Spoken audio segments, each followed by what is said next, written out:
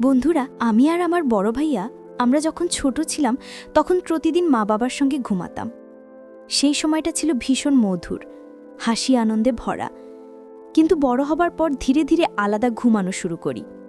তবু মাঝে মাঝে আমি এখনও মা বাবার সঙ্গে ঘুমাতে যাই, পুরনো দিনের মতো ভালো লাগার জন্য।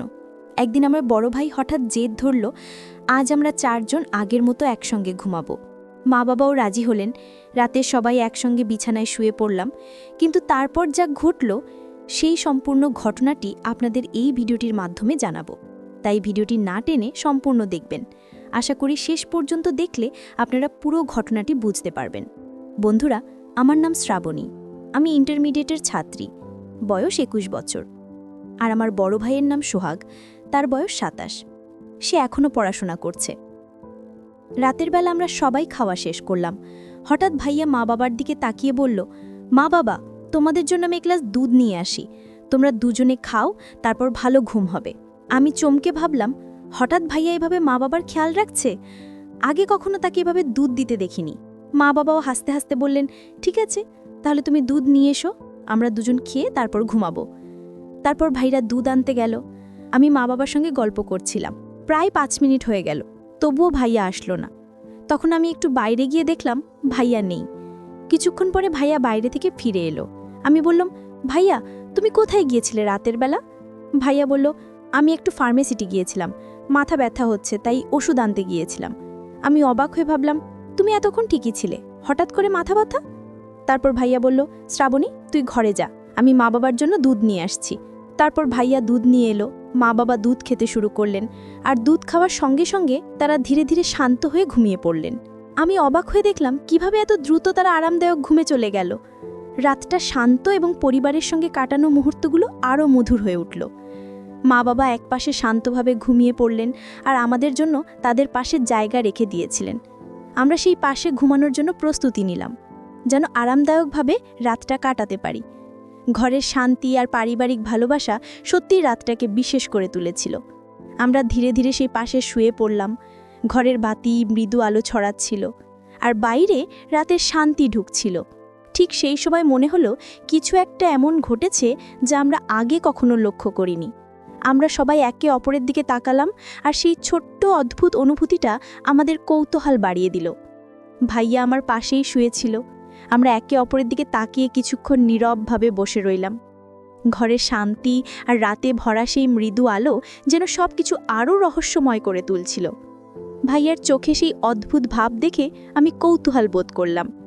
সে কি কিছু ভাবছে, নাকি আমাদের দুজনের জন্য কিছু পরিকল্পনা করছে? আমরা কিছুক্ষণ নীরবভাবে শুয়ে রইলাম। হঠাৎ মনে হলো ভাইয়া যেন আমাদের দিকে তাকিয়ে কিছু ভেবে দেখছে। আমি কৌতূহল নিয়ে তার দিকে তাকালাম, কিন্তু সে শুধু হাসল। সেই ছোট্ট হাসিটা যেন পুরো ঘরটাকে আরও রহস্যময় করে তুলল। আমরা নীরবভাবে শুয়ে রইলাম, কিন্তু ঘরের মধ্যে একটা অদ্ভুত উচ্ছ্বাস অনুভব করা যাচ্ছিল। ভাইয়া চোখ বন্ধ করেনি, বরং মাঝে মাঝে কিছুক্ষণ তাকিয়ে থাকত। আমি কৌতূহল নিয়ে তার দিকে তাকালাম। হঠাৎ মনে হলো ভাইয়া যেন চুপচাপ কিছু পরিকল্পনা করছে, কিছু এমন যা আমরা আগে কখনো দেখিনি। তার চোখে এক ধরনের শান্ত রহস্যময় ভাব ছিল। ভাই আমাকে তাকিয়ে দেখছিল, আর আমিও তাকে তাকিয়ে দেখছিলাম। হঠাৎ সে বলল, কিরে, তুই এখনো ঘুমাচ্ছিস না? আমি বললাম, আমারও তো সেম প্রশ্ন, তুমিও এখনো ঘুমাচ্ছ না? ভাইয়া বলল, মা বাবা তো দেখ কত সুন্দর ঘুমাচ্ছে, তুইও ঘুমিয়ে পড়। আমি বললাম, ভাইয়া, ঘুম ধরছে না। ভাইয়া হেসে বলল, আমারও তো ঘুম ধরছে না। ঘরের নীরবতা আর ভাইয়ার সঙ্গে চোখের যোগাযোগ রাতটাকে আরও রহস্যময় করে তুলল। হঠাৎ ভাইয়ার নরম গলায় বলল, কিরে, তুই কি প্রেম করিস? আমি একটু চমকে গেলাম। এমন প্রশ্ন ভাইয়ার মুখে আগে কখনো শুনিনি। আমি বললাম, না ভাই, আমি প্রেম করি না। ভাইয়া হালকা হাসল, তারপর শান্ত গলায় বলল, আমি জানি তুই প্রেম করিস, কিন্তু আমাকে বলছিস না। আমি অবাক হয়ে তার দিকে তাকালাম। বললাম, না ভাইয়া, লুকোনোর কি আছে? আমি যদি প্রেম করতাম তাহলে তোমাকে বলতামই। ভাইয়া কিছুক্ষণ চুপ করে রইল, যেন কিছু ভাবছে। ঘরের বাতাসটা হঠাৎ একটু ভারী মনে হচ্ছিল, কিন্তু তার মুখে সেই হালকা রহস্যময় হাসিটা ঠিকই রয়ে গেল। তারপর ভাইয়া একটু ক্লান্ত হয়ে বলল, আমার মাথা খুব ব্যথা করছে, একটু আমার মাথা ম্যাসাজ করে দিবি? আমি বললাম, আচ্ছা ঠিক আছে। তো সেই সময় আমি ভাইয়ার মাথার ম্যাসাজ করতে শুরু করলাম। আস্তে আস্তে যত্ন সহকারে আমি তার মাথায় হাত বুলাচ্ছিলাম। মাথার নরম স্পর্শ আর ঘরের শান্তি রাতটাকে আরও আরামদায়ক আর রহস্যময় করে তুলছিল।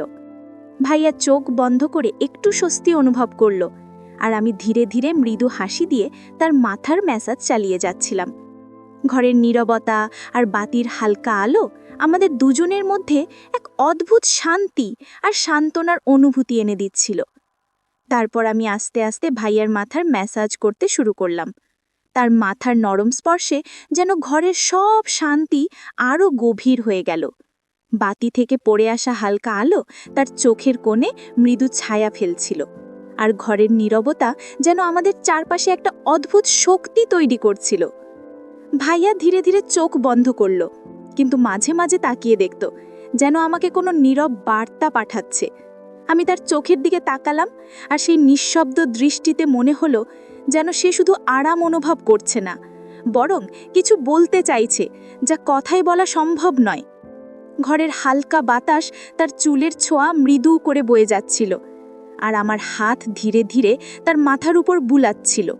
সেই স্পর্শে যেন রাতের সব রহস্য আমাদের চারপাশে ঘনীভূত হচ্ছিল।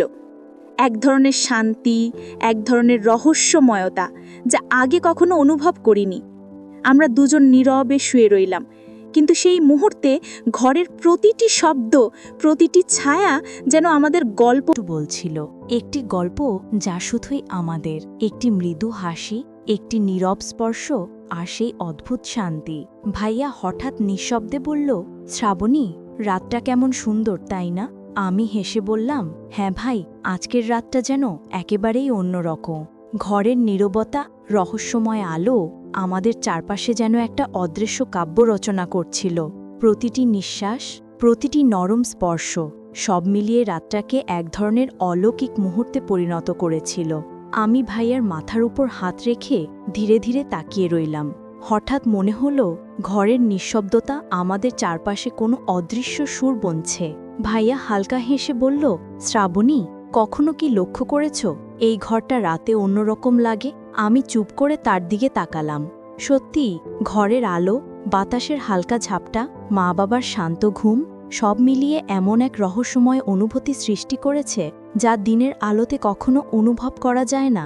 ভাইয়া আমার দিকে একটু নিকট হয়ে বলল, শ্রাবণী, এই শান্তি, এই মুহূর্ত মনে রাখবে। জীবনে এমন রাত খুব কম আসে। আমি ধীরে ধীরে হেসে বললাম, হ্যাঁ ভাই, আজকের রাতটা যেন এক স্বপ্নের মতো। তারপর আমরা দুজন নীরবভাবে শুয়ে রইলাম। ঘরের বাতি থেকে পড়ে আসা মৃদু আলো তার চোখে খেলছিল, আর প্রতিটি নিঃশ্বাস যেন রাতটাকে আরও গভীর করে দিচ্ছিল। রাতটা এক অদ্ভুত রহস্যময় মুহূর্তে রূপান্তরিত হয়েছে, যা শুধুই আমাদের দুজনের জন্য। ভাইয়া হঠাৎ হালকা কণ্ঠে বলল, শ্রাবণী, জীবনে অনেক সময় আসে যখন কথা না বলে শুধুমাত্র অনুভব করাটাই যথেষ্ট। আমি শুধু তার দিকে তাকিয়ে রইলাম। ঘরের নীরবতা, বাতির হালকা আলো এবং বাইরের হাওয়ার ঝাপটা সব মিলিয়ে যেন রাতটাকে আরও গভীর এবং রহস্যময় করে তুলছিল।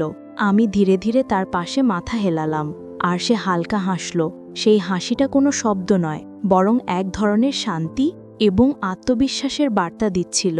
আমরা দুজন নীরবে শুয়ে রইলাম, এবং সেই অদ্ভুত শান্তি রাতের প্রতিটি মুহূর্তকে বিশেষ করে তুলছিল।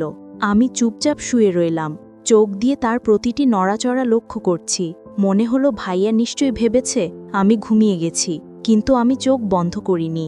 অন্ধকারে তার ধীর পায়ের শব্দ, ধীর শ্বাস সবই স্পষ্ট বোঝা যাচ্ছিল। ধীরে ধীরে সে বিছানা থেকে উঠে দাঁড়ালো। আমি অদ্ভুত উত্তেজনা অনুভব করছিলাম। কি হচ্ছে, কেন সে এমন করছে বুঝতে পারছিলাম না।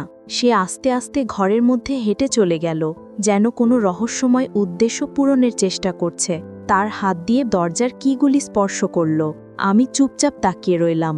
দরজা খোলার মুহূর্তে বাইরে হালকা বাতাস এসে ঘরের নীরবতাকে আরও গভীর করে দিল। সে ধীর গতিতে দরজা খুলল, আর কিছুক্ষণ পরে সম্পূর্ণ নিঃশব্দভাবে বাইরে চলে গেল। আমি শুয়ে রইলাম, মনে ভীষণ কৌতূহল, অদ্ভুত উত্তেজনা আর কিছুটা চিন্তার মিশ্রণে। মনে হচ্ছিল এই রাতের